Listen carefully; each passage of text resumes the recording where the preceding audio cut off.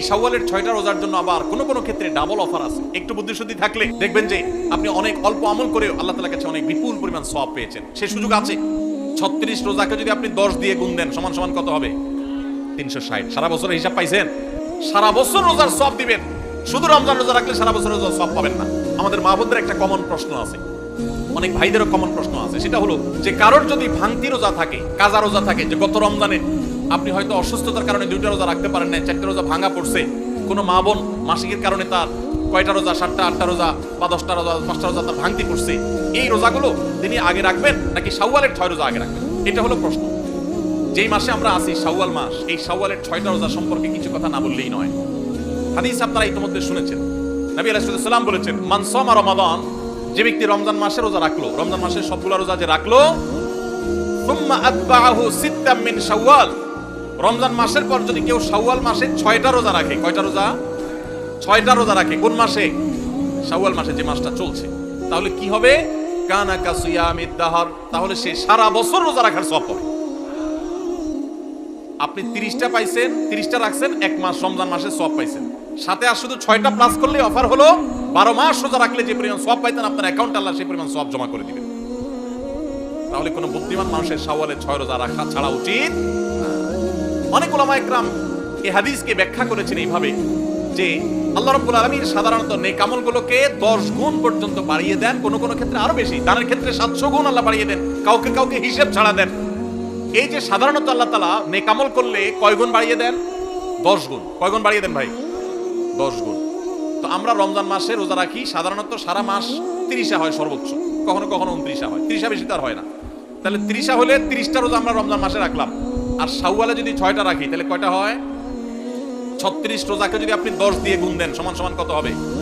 360। সারা বছরের হিসাব পাইছেন ভাইরা আমার? এই জন্য আল্লাহ রাব্বুল আলামিন আমাদেরকে সারা বছর রোজার সওয়াব দিবেন। শুধু রমজান রোজা রাখলে সারা বছর রোজার সওয়াব পাবেন না। রমজানে 30টা রাখতে পারছেন, সাথে আর শুধুমাত্র 6টা যদি প্লাস করতে পারেন এই মাসে, শাওয়াল মাসে, তাহলে এই 6টার কারণে ওই 30টা আর 6টা সব মিলিয়ে আপনি সারা বছর রোজার সওয়াব পেয়ে যাবেন ইনশাআল্লাহ। চেষ্টা করা যাবে না ইনশাআল্লাহ? আল্লাহ আমাদের সবাইকে তৌফিক দান করুন।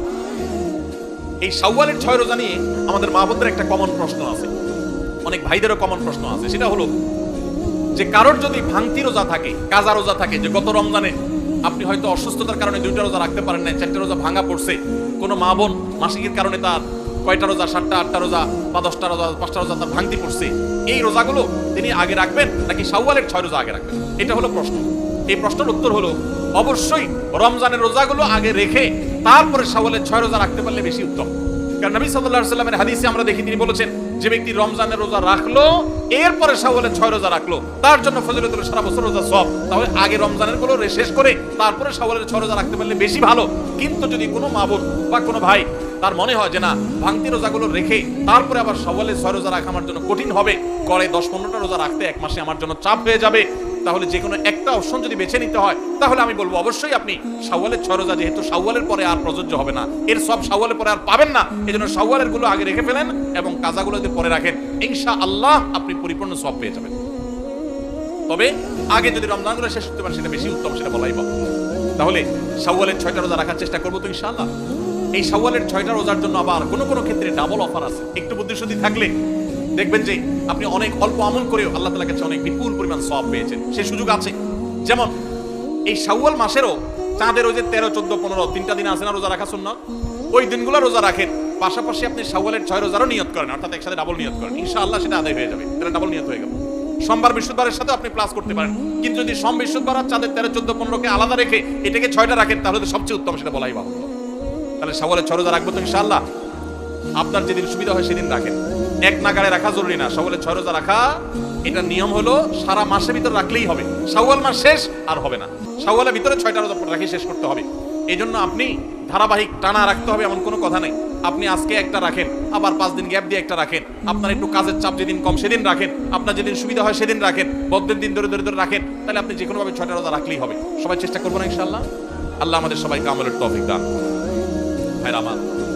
তাহলে রমজানের আমলের চেষ্টা, রমজানের ইবাদত, রমজানের নামাজ, রমজানের রোজা, রমজানের তিলাওয়াত, রমজানের দান সাদকা, এগুলো শুধু রমজানেই সীমাবদ্ধ নাকি রমজানের পরেও করা লাগবে?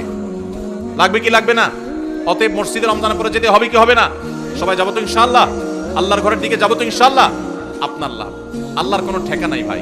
দেখতে দেখতে জীবনটা শেষ হয়ে যাবে, মালাকুল মউত হাজির হবে, চলে যেতে হবে, আপনি নিজের আমল নিয়ে যাবেন, আপনার কল্যাণ হবে। সবাই করবো তো ইনশাআল্লাহ? আল্লাহ আমাদের সবাইকে আমলের তৌফিক দান করুন। এই নফল রোজাগুলো, সুন্নত রোজাগুলো রাখবো তো ইনশাআল্লাহ। এখন আর রোজা রাখার ব্যাপারে বেশি ওয়াজ না করলেও চলে। ওয়াজ ছাড়াই মানুষ রাখে। কেন রাখে? কারণ ডাক্তাররা আজকাল আমাদেরকে ফজিলত শোনায় দিছে যে সুস্থ থাকতে হলে রোজা রাখার কোনো বিকল্প নাই। আমাদের শরীরে আল্লাহ তাআলা যে পরিমাণ মেদ, চর্বি এগুলো জমে যায়, যে পরিমাণ আল্লাহ তাআলা পাওয়ার দিয়ে রেখেছেন, আমরা যদি রোজা রাখি তাহলে সেগুলো গলে গলে গলে অতিরিক্ত মেদ, চর্বিগুলো কমে যায়, মানুষ সুস্থ হয়। রোজা রাখার কারণে মানুষ শারীরিকভাবে সুস্থতা অনুভব করে। যে যত বেশি রোজা রাখে সে শারীরিকভাবে তত ফিটনেস তার হয়, তার সুস্থতা তত বেশি সে ফিল করে, অনুভব করে। এক সময় মানুষ মনে করতো যে রোজা রাখলে বোধহয় মানুষের ক্ষতি হয়। রোজা রাখাতে মানুষের ক্ষতি হয় না, লাভ হয়। মানুষ খেয়ে অসুস্থ হয়, না খেয়ে অসুস্থ হওয়ার চাইতে খেয়ে অসুস্থ হওয়ার পরিমাণ বেশি। খাবার কন্ট্রোল করতে বলে ইসলামের জন্য, নিয়ন্ত্রণহীন কবজি ডুবায়া 2 হাতে 4 হাতে খাইতে ইসলাম বলে না। এই জন্য ভাই রমজানের রোজার পাশাপাশি নফল রোজাগুলো আমরা রাখার চেষ্টা করবো তো ইনশাআল্লাহ। আল্লাহ আমাদের সবাইকে আমলের তৌফিক দান করুন। রমজান মাসটা মূলত গুনাহ ত্যাগের মহড়ার মাস, গুনাহ ত্যাগের প্রশিক্ষণ নেওয়ার মাস। আল্লাহ বলেছেন কুতিবা আলাইকুমুস সিয়ামু কামা কুতিবা আলাল্লাযিনা মিন ক্বাবলিকুম লাআল্লাকুম তাত্তাকুন। তোমাদের উপরে সিয়াম ফরজ করা হয়েছে তোমাদের পূর্ববর্তীদের উপর যেমন ফরজ করা হয়েছিল। কেন? যেন আশা করা যায় তোমরা মুত্তাকি হতে পারো। মুত্তাকি মানে কি? গুনাহ ছাড়া শেখা। পৃথিবীতে যত অপরাধ হয়, দুনিয়াতে যত পাপের কাজ হয়, এই সমস্ত অপরাধ, সমস্ত পাপের কাজ সাধারণত 2 কারণে হয়। এক হলো খুন্নি বৃত্তির কারণে হয়, আরেকটা হলো যৌন বৃত্তির কারণে হয়। মানুষ পেটের তাড়নায়, যৌন তাড়নায় বেশিরভাগ ক্ষেত্রে খুন খারাপি, অপরাধী, রাজধানী, নানা রকমের অনাচার অন্যায় করে। রমজান মাসে যে আমরা রোজা রাখি, একটু চিন্তা করে দেখেন, এত কাজ থাকতে আল্লাহ তাআলা কেন বললেন পানাহার করা যাবে না, যৌনাচার করা যাবে না? এটা তো আল্লাহ বলেন নাই যে রমজান মাসের রোজা হলো দিনে ঘুমানো যাবে না। ঘুমের রোজা হতে পারতো না? যে ঠিক আছে সুবহ সাদেক ফজর আজান থেকে নিয়ে মাগরিব পর্যন্ত ঘুমানো যাবে না, এটাই রোজা হতে পারতো না? সেটা না হয়ে আল্লাহ বললেন কি কি বিধান দিলেন? যে সুবহ সাদেক থেকে নিয়ে সূর্য ডোবা পর্যন্ত 2টা কাজ করা যাবে না। কয়টা কাজ? একটা হলো পানাহার করা যাবে না, খাওয়া পান করা যাবে না, আরেকটা হলো যৌনাচার করা যাবে না। কেন ভাই? এর কারণ হলো এই 2টা জিনিসকে যদি মানুষ কন্ট্রোল করা শিখে, এই 2টা জিনিসকে মানুষ যদি নিয়ন্ত্রণ করা শিখে, মানুষ এমনি ফেরেশতা হয়ে যাবে। সমাজে কোনো অন্যায় থাকবে না, কোনো অপরাধ থাকবে না, অপরাধ প্রবণতা থাকবে না। আমরা যতটা অপরাধ করি মুসলমান নামধারী হওয়া সত্ত্বেও, ততটা আমাদের মধ্যে এই 2টাকে আমাদের কন্ট্রোল করার ক্ষমতা না থাকার কারণে যত ঘুষ, যত সুদ, যত দুর্নীতি, যত অনাচার, যত আর্থিক অনিয়ম, যত অপরাধ, আর্থিক অপরাধ হয়ে থাকে, এই সবগুলো হয়ে থাকে ঘূর্ণিবৃত্তির কারণে, মানুষের ক্ষুধা, মানুষের টাকার লোভ, মোহ, এগুলোর কারণে।